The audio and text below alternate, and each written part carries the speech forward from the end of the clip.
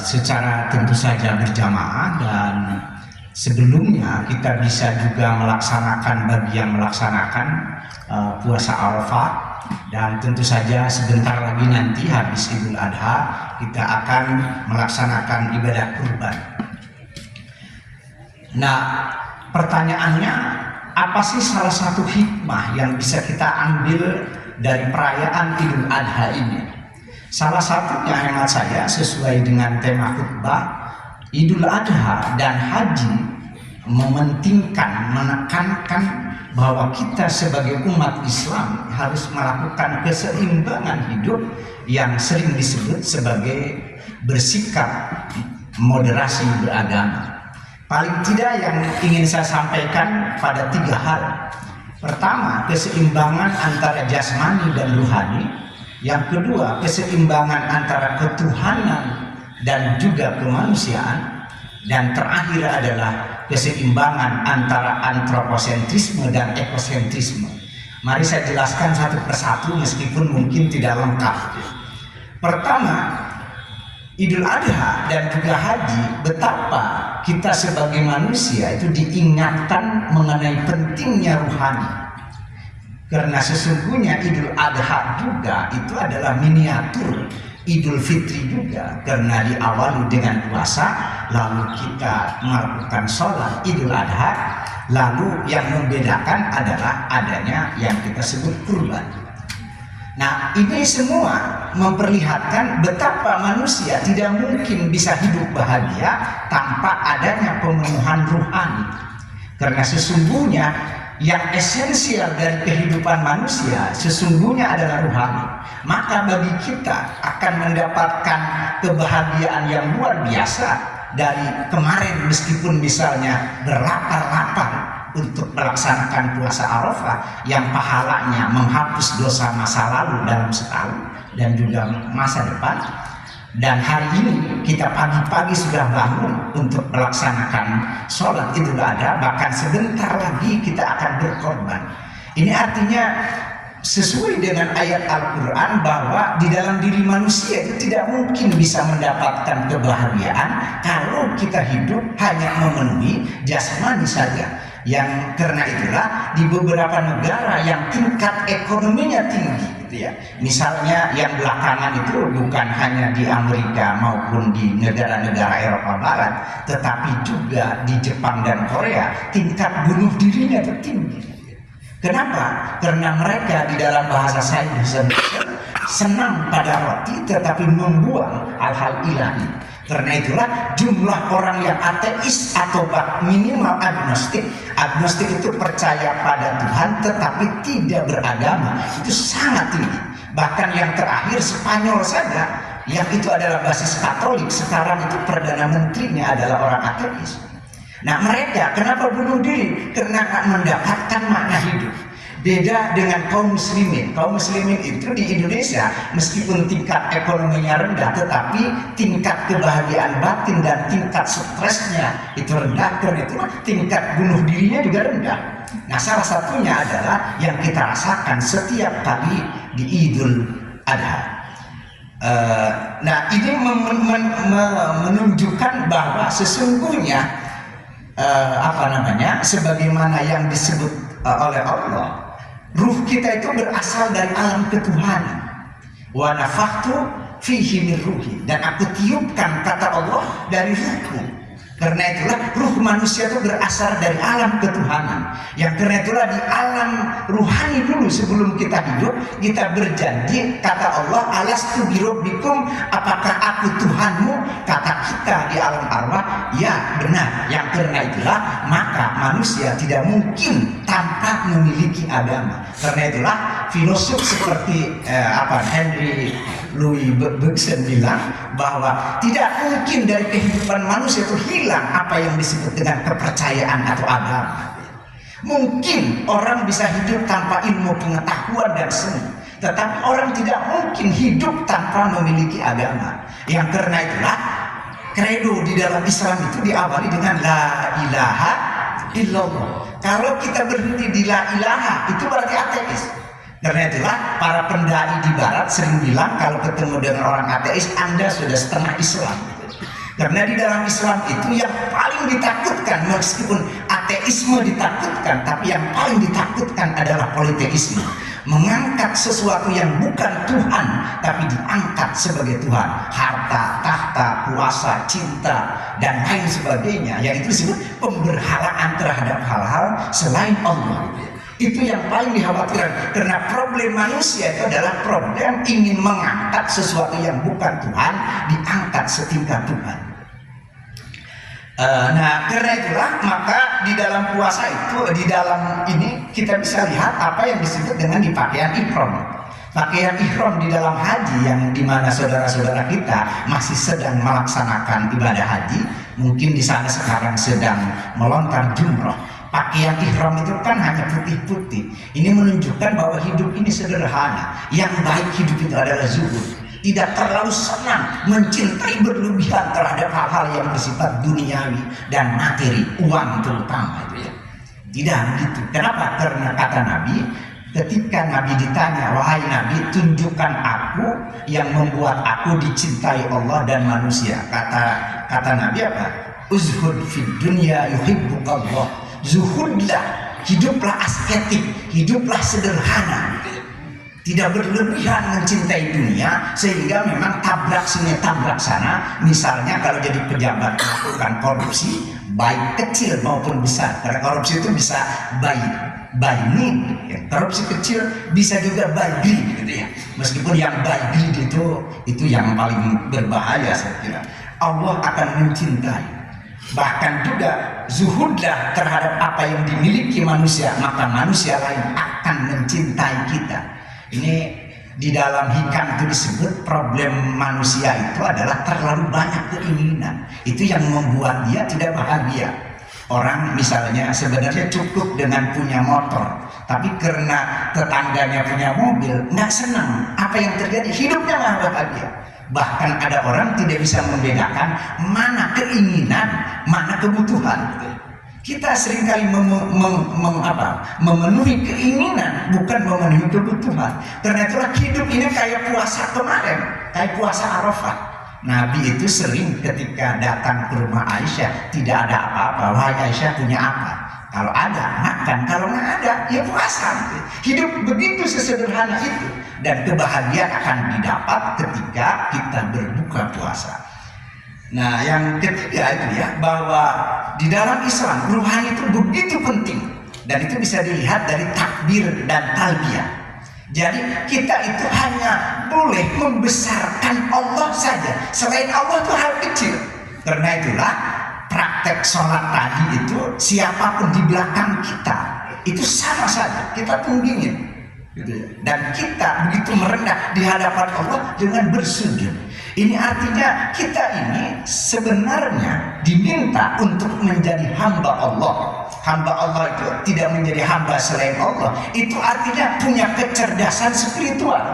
Kecerdasan spiritual itu adalah bagaimana hidup dengan menjadi hamba Allah, bukan menjadi hamba selain Allah. Maka kerja pun itu adalah pengabdian kepada Allah, bukan hanya mencari materi dan uang terlalu banyak.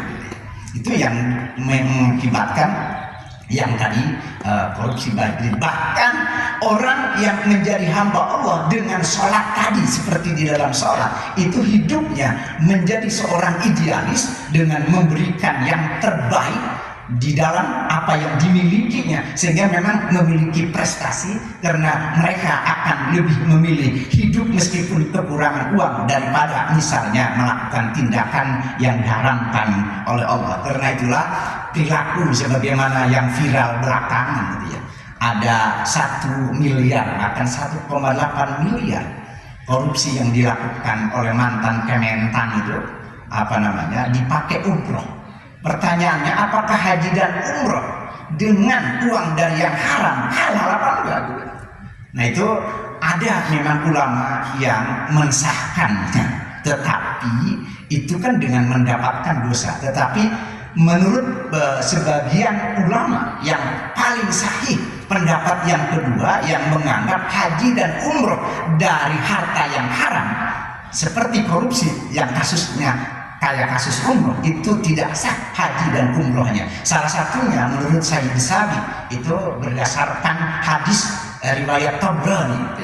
Jadi jika seseorang pergi melaksanakan haji atau umroh, lalu biayanya, kendaraannya itu dari yang halal, mereka kemudian membaca talbiyah labbaik Allahumma labbaik, wahai Allah aku penuhi panggilanmu. Kata Allah di alam arsy bilang, memang betul engkau memenuhi panggilanmu. Kenapa? Karena biaya yang kamu pakai adalah dari halal, maka hajimu mendapatkan haji mabrur.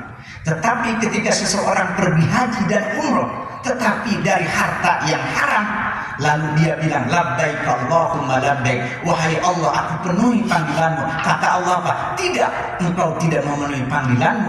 Kenapa? Karena biaya dan juga kendaraan yang engkau pakai dari biaya yang haram, maka hajimu adalah mendapatkan dosa dan juga tidak mendapatkan pahala sama sekali.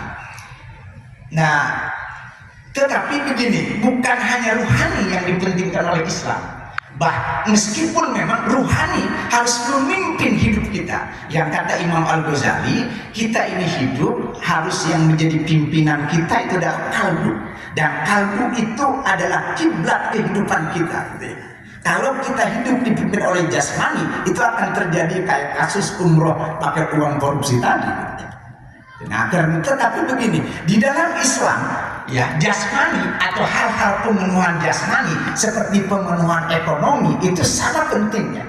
Dan ini nampak dari haji dan juga korban. Coba kalau ditanya apa yang ideal menjadi muslim yang kaya atau yang miskin? Ya memang menjadi orang miskin itu juga penting, ya, tidak dianggap sebagai sesuatu yang salah. Kenapa? Karena salah satu yang membuat orang cepat masuk surga itu adalah orang miskin. Dan itu Nabi mencintai orang pun Islam.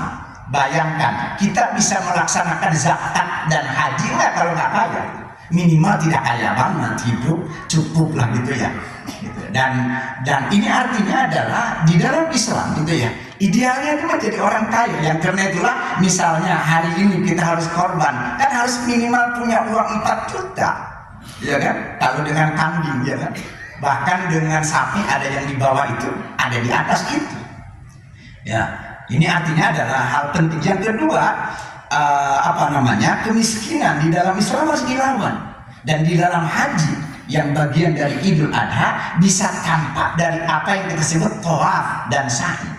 Tawaf itu adalah mengelilingi Ka'bah dengan bersama-sama. Itu artinya kunci hidup manusia itu adalah hablum minan nas atau silaturahmi. Maka orang tidak mungkin bisa memiliki pekerjaan yang baik kalau tidak punya kecerdasan emosi. Kecerdasan emosi itu bagaimana bersabar ketika mendapatkan tekanan kerja dan bagaimana bisa terus berbuat baik dengan orang sesama gitu. Dan yang kedua adalah sa'i. Sa'i itu adalah melanjutkan apa yang dilakukan oleh Siti Hajar ketika mencari air. Maka usaha semaksimal mungkin untuk mendapatkan kekayaan material pun itu diperintahkan oleh Allah, karena takdir itu adanya di ujung usaha. Dan yang ketiga itu bisa dilihat dari korban dan haji. Ini artinya kekayaan itu tidak boleh kita pegang sendiri gitu ya. Kenapa? Karena itulah orang tidak mungkin masuk surga kalau tidak berzakat. Karena di dalam dirinya masih ada harta orang lain. Kalau tidak korban dan punya masih mending, karena hanya sunnah muakkad gitu. Tetapi kehidupan ekonomi yang baik adalah kehidupan ekonomi yang di dalamnya ada keadilan ekonomi, yang di dalam negara kita tercermin dari sila kelima yang disebut dengan keadilan sosial bagi seluruh rakyat Indonesia. Dan itu artinya adalah keadilan ekonomi, minimal pendidikan. Meskipun ini memang di negara kita ini pendidikan yang masuk perguruan tinggi masih prihatin. Baru 10% rakyat Indonesia yang bisa kuliah. Padahal di Korea itu minimal berapa? 65 atau 69% rakyatnya alumni perguruan tinggi. Itu yang bagian awal saya kira. Yang kedua, di dalam Islam itu harus ada keseimbangan antara ketuhanan dan kemanusiaan. Itu di dalam negara kita disebut sila 1 dan sila kedua. Di dalam Islam ya, kemanusiaan itu menjadi penting. Bahwa Islam mementingkan ibadah dan mementingkan ketuhanannya, iya. Tetapi di dalam surat Al-Ankabut disebutkan wa man jahada fa innama yujahidu li nafsi. Kalau seorang bersungguh-sungguh ingin mendapatkan kebahagiaan dunia dan akhirat gitu ya. Sebagaimana doa yang harus dibacakan ketika tawaf, yaitu Rabbana atina fid dunya hasanah wa fil akhirati hasanah. Di dunia harus bahagia, di akhirat juga harus bahagia. Nanti sesungguhnya orang yang berjuang untuk mendapatkan kebahagiaan dunia maupun kebahagiaan akhirat itu berjuang untuk dirinya. Kenapa? Innallaha la ghaniyyun 'anil 'alamin. Allah itu adalah Maha Kaya. Andaikan semua manusia tidak beriman dan tidak beribadah pun tidak mengurangi kemahabesaran dan kemahakayaan Allah. Nah, karena itulah di dalam Islam sebagaimana tercermin dari berkorban, ya, sebagaimana tercermin dari berkorban, ya. Manusia itu tidak layak dijadikan persembahan untuk Tuhan sekalipun. Tidak boleh. Beda dengan agama lain. Ya. Agama lain seringkali pengorbanan itu diberikan gadis kecil. Bahkan manusia itu dikorbankan untuk penebusan dosa misalnya. Dalam Islam tidak. Yang karena itulah berkorban yang tadinya dianjurkan kepada Ismail anak Ibrahim itu diganti dengan kambing. Wa fadainahu bidzibhin azim, itu di dalam Quran. Yang karena itulah Islam mementingkan humanisme, kemanusiaan dipentingkan. Bahkan ketika Nabi Haji Wada itu ya, salah satu pesannya yang disampaikan oleh Nabi adalah hadis inna dima'akum wa amwalakum bahkan wa a'radakum haramun alaikum kahurmati yaumikum hadza. Sesungguhnya hak hidup, darah. Yang kedua adalah harta kekayaan. Yang ketiga adalah harga diri. Harga diri itu ada dua, satu akal, satu otak gitu ya. Satu akal atau otak, satunya lagi adalah hati. Itu adalah haram. Sebagaimana itu adalah mulia, maksudnya haram dilakukan kalau kita tidak memelihara itu. Nah, karena itulah hadis ini menurut beberapa kalangan itu mempengaruhi Barat di dalam menemukan humanisme atau hak asasi manusia. Yang esensi dari hadis ini adalah hak hidup, yang kedua adalah hak properti.